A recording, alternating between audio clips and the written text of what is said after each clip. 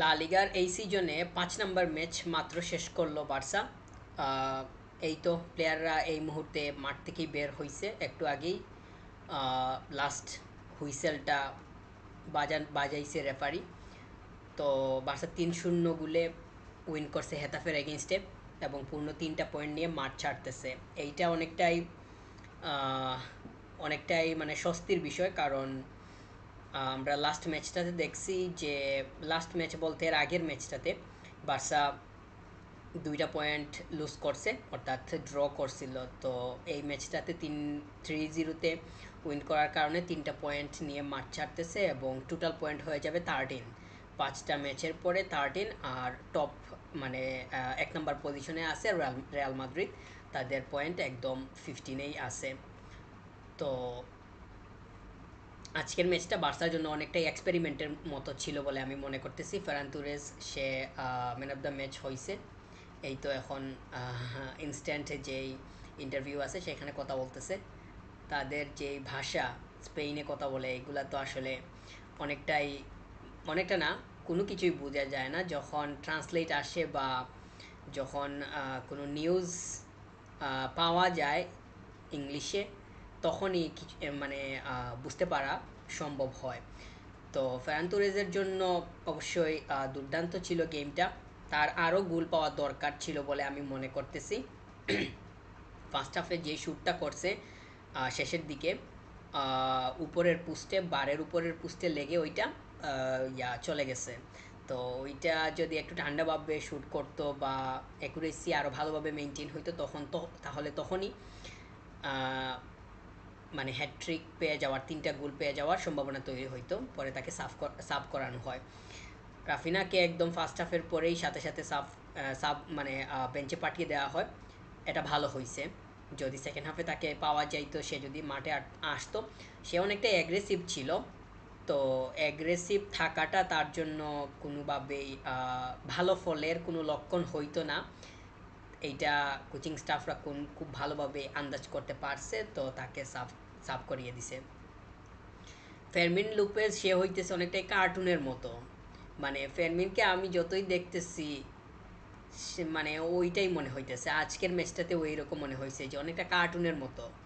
তো তার খেলার যে স্টাইল, সে যেভাবে খেলতে চায়, আহ, এইগুলা ঠিক আছে। এটা অনেকটাই পরিষ্কার, মানে আমরা মাঠের মধ্যে যেরকম তাকে দেখি সেইটা ঠিক আছে। কিন্তু আমার কাছে মনে হয় যে তার আরও বেশি পরিমাণ বলটা দ্রুত ছেড়ে দেওয়ার যে মানসিকতা, সেটা তৈরি করা দরকার।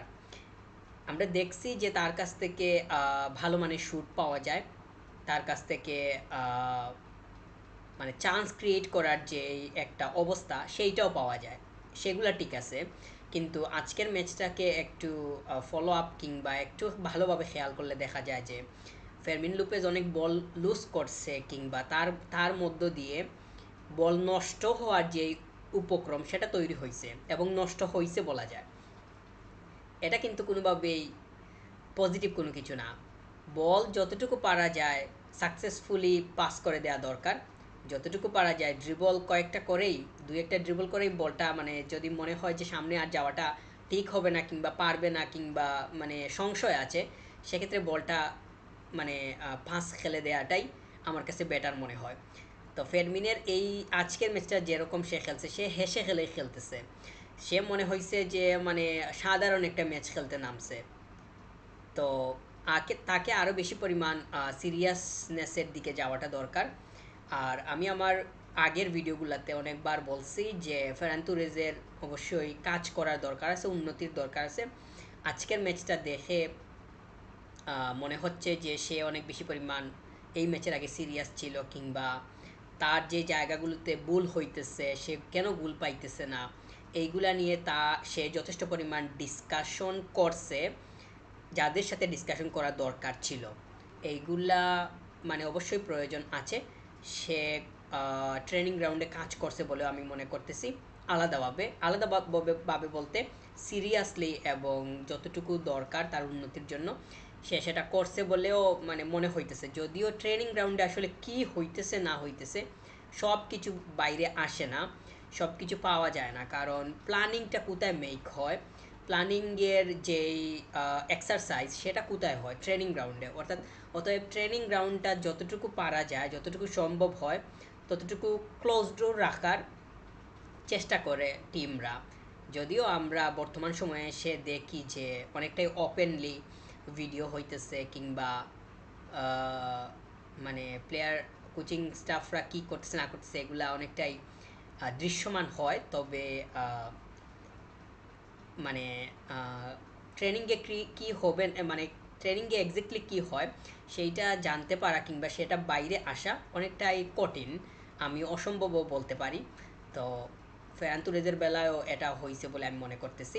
সে অনেকটাই আমার কাছে মনে হয় যে সে চুপি চুপি কাজ করা যেটা সেটা করছে, সেটা দরকার ছিল। তবে এটার স্থায়িত্ব রাখাটা দরকার। সে আজকের ম্যাচটা যেরকম ছিল, সামনের ম্যাচগুলোতে গিয়েও তার এই ধারাটা ধরে রাখাটা অনেকটাই দরকার হবে, অনেক বেশি প্রয়োজন হবে।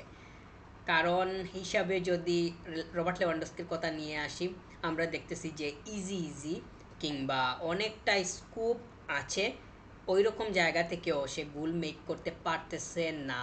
তো এইটা কিন্তু বার্সার জন্য কোনোভাবেই পজিটিভ কোনো নিউজ হইতেই পারে না। তো রবার্ট লেভানডস্কির কাছ থেকে মানে রবার্ট লেভানডস্কি স্কুপ পাইতেছে, ওই স্কোপ থেকে পজিটিভ কোনো ইফেক্ট তার মাধ্যমে বের হয়ে আসতেছে না। এইটা কোনোভাবেই লজিক্যাল না, এইটা কোনোভাবেই অ্যাকসেপ্টেবল না, এই মুহূর্তেই না।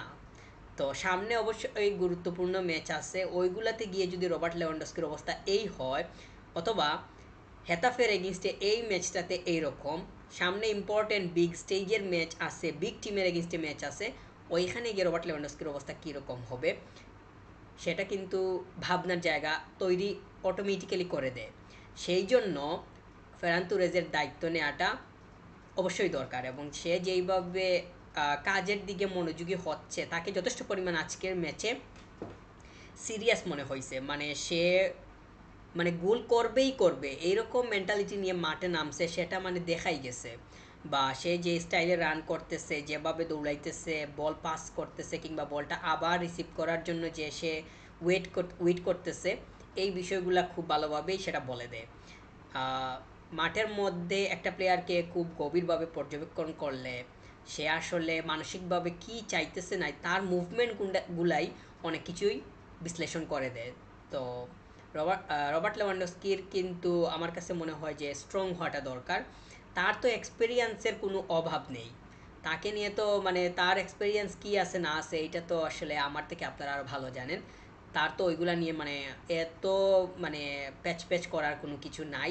তার এখন দরকার হইতেছে, যদি প্রপার স্কোপ আছে ওই স্কোপটাকে ইফেক্টিভলি ব্যবহার করা, কিংবা ওই স্কোপের মধ্য দিয়ে স্কোর বের করে নিয়ে আসা।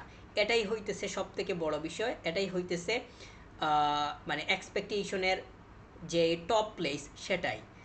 একটা টিমের মানে পয়েন্ট পাইতে হলে কিংবা উইন করতে হলে কি দরকার হয়? স্কোর প্রয়োজন হয়। স্কোরটা মূলত কার মাধ্যমে আসবে? যখন একটা টিম স্কোর করবে না করবে এই ধরনের চিন্তা করা হয়, তাহলে তারপরে ওই মানে স্কোরটা আসলে কার কাছ থেকে আসবে ওই চিন্তা যখন মাথায় আসে, তখন কার কথা মাথায় আসে বা কার কথা ভাবতে হয়? অবশ্যই ওই টিমের নাম্বার 9 পজিশনে যে আছে তার কথাই তো সবার আগে ভাবতে হবে। উদাহরণ হিসাবে যদি বলি, ম্যানচেস্টার সিটিতে বর্তমানে নাম্বার 9 পজিশনে কে খেলতেছে? নাম্বার 9 হিসেবে কে আছে? Erling Haaland. আর্লিং হল্যান্ডের কথা তো তারা সবার আগে চিন্তা করবে যখন তাদের স্কোরিংয়ের বিষয়টা সামনে থাকবে। ঠিক তেমনই তো বার্সাতে। তো বার্সার যখন স্কোরিংয়ের আমরা তো আর পেদ্রিকে নিয়ে মানে স্কোরিংয়ের এক্স্যাক্টলি স্কোর করবে পেদ্রি এই চিন্তা তো আমরা ভুলেও করতে পারি না। ভুলে বলতে মানে আমরা এইটা মানে মানে এটা তো করতে পারি না, ভুলে না, এটা করা যাবে। পেদ্রি স্কোর করবে সেইটা মানে চিন্তায় থাকতে পারে, ঠিক আছে, কিন্তু ওইটা তো মানে টপ প্রায়োরিটি হইতে পারে না। পেদ্রি স্কোর করবে এটা তো আপনার কখনোই মানে অনেক বড় চিন্তা কিংবা প্রধান চিন্তা হইতে পারে না। প্রধান চিন্তা হবে রবার্ট লেভানডস্কি স্কোর করবে, প্রধান চিন্তা হবে ফেরান তুরেজ স্কোর করবে। তো ফেরান তুরেজের আমরা সহজ সহজ মিস দেখছি। তো আমি মনে করতেছি যে সে সেটা হয়তো সময়ের সাথে সাথে কাটিয়ে উঠতে পারবে, যদি সে কাজে যথেষ্ট পরিমাণ মনোযোগী থাকে। আমার কাছে মনে হয় যে ট্রেনিং গ্রাউন্ডটা পারফেক্ট একটা প্লেস নিজেকে তৈরি করার জন্য। আর আজকের ম্যাচটা দেখে আমার কাছে মনে হচ্ছে যে ফেরান তুরেস সে ওই ট্রেনিং গ্রাউন্ডটাকে যথেষ্ট পরিমাণ ইউটিলাইজ করতেছে, ওই যে সময়টা আছে সেইটাকে সে সিরিয়াসলি নিতেছে। তো এটা দরকার আছে, এটার প্রয়োজন আছে। আমরা রবার্ট লেভানডস্কির কথাই যদি আবার বলি, কারণ রবার্ট লেভানডস্কি বর্তমানে যেই চুপি চুপি অবস্থা কিংবা চুপি মানে চুপসে যাওয়া যে একটা অবস্থা দেখা যাইতেছে, এইটাকে আবার সতেজ করে তুলতে হলে মানে তার মনোযোগ বাড়াতে হবে। বয়সের একটা ছাপ আছে, মনোযোগ যে সাথে সাথেই চলে আসবে সেইটা কিন্তু এত সহজ বিষয় না। মানে একটা তার নির্দিষ্ট একটা এইজ আছে, এই এইজটাকে মাথায় রেখে মানে কথা বলাটা খুবই ইম্পর্ট্যান্ট। তো সেই জন্যই ফেরান তুরেজের এখানে অনেক বিশাল একটা দায়িত্ব নিতে হবে, আর সে এইটাকে খুব ভালোভাবে আঁচ করতে পারতেছে বলে আমি মনে করতেছি। আর এইটাকে সে ধরে রাখতে মানে ধরে রাখার চেষ্টা করবে, এই প্রত্যাশা অবশ্যই মানে ব্যক্ত করতেছি, বা এটা তো প্রত্যাশা থাকবে।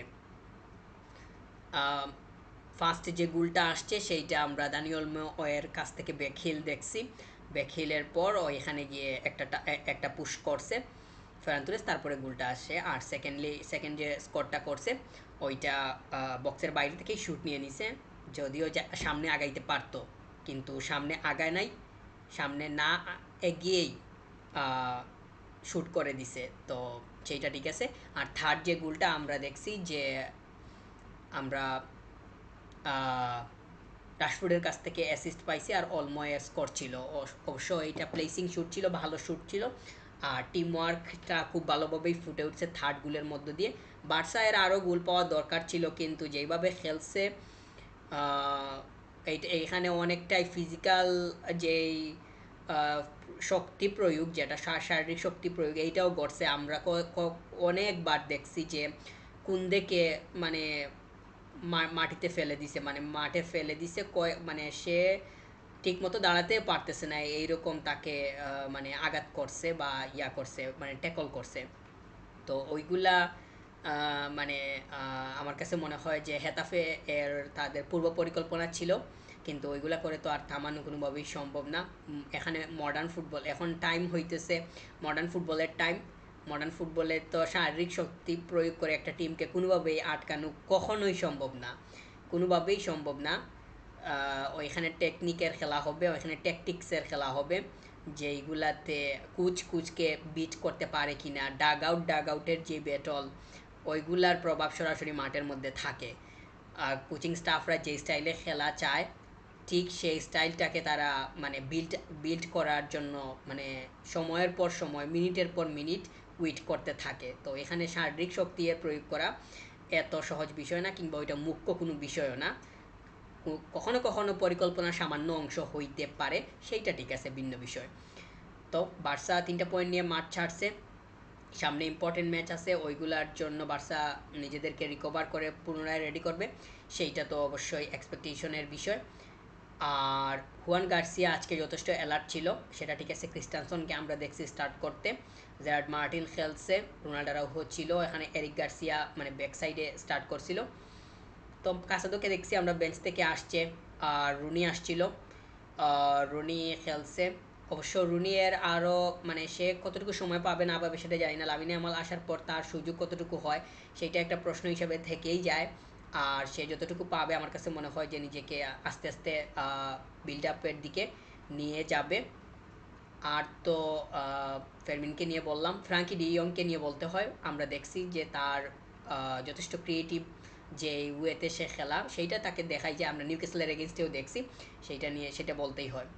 আর রাশফোর্ডের একটা শ্যুট ছিল, ভালো শ্যুট, ওইটা রাইট সাইড থেকে এসে লেফট ফুটে শ্যুট করছে। ওইটা আরেকটু ইফেক্টিভ হলে হয়তো মানে গোলকিপারের কাছে যাওয়ার একটা তৈরি হইতো। যাই হোক, মানে গোলকিপারকে মানে ব্যাট করার একটা সম্ভাবনা তৈরি হইতো।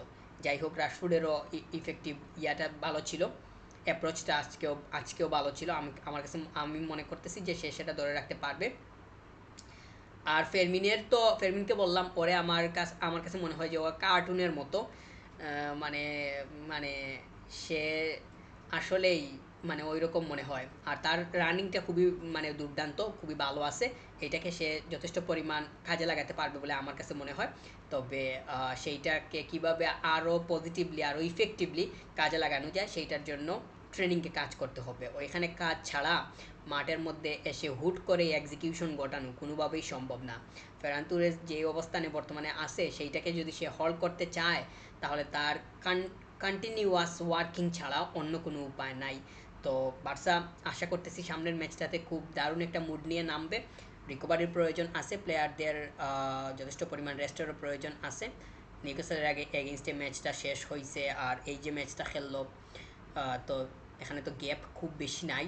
প্লেয়াররা অনেকটাই চাপের মধ্যে আছে কারণ ম্যাচের পর ম্যাচ এরকম একটা মানে সিচুয়েশন দেখাই যাইতেছে।